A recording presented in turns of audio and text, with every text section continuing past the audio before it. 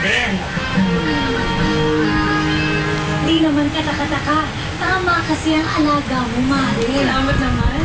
Nandun niyo po sa personal. Ang mga alam niyo rin ba? May ebidensya? Naku, O, picture na siya. 1, 2, 3. Ulit. 1. Aray, nauntog. Nauntog siya. 2, 3.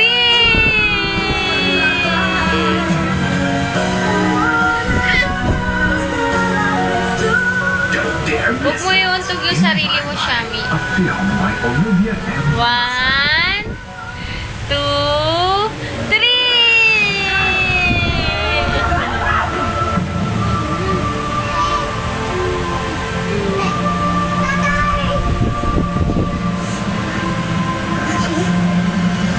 Ala, si Shami. Han. Nakapito yun.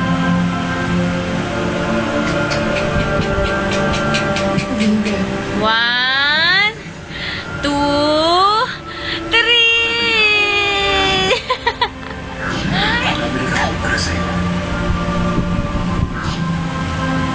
I will never stop loving you. Susunod na.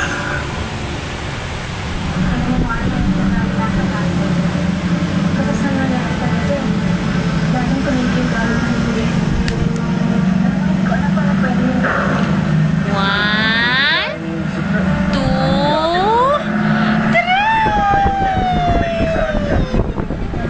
Pero alam mo, sabihin ko, mahal pa rin yun. 1, 2.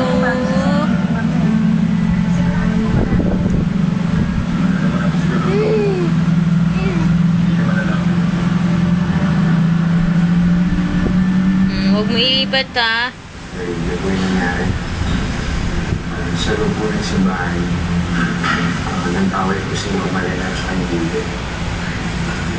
Tsaka yung mga bata po namin na sinuri ko,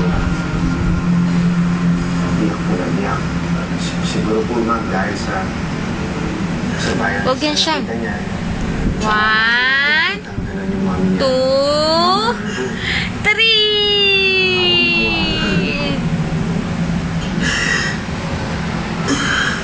Ma'am, are you okay?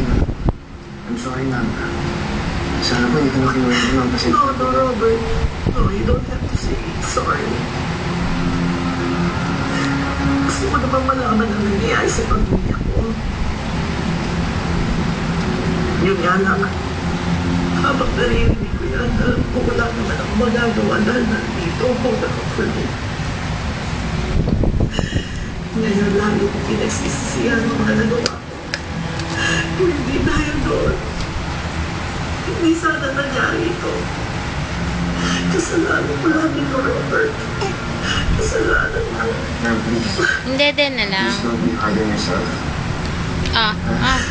Siguro po, matutunan niyo lang patawarin yung sarili niyo. Kasi, wala po kayo magagawa. Oops, gugulay mo na naman yung mga shoes mo dyan. Hello. Dalawa.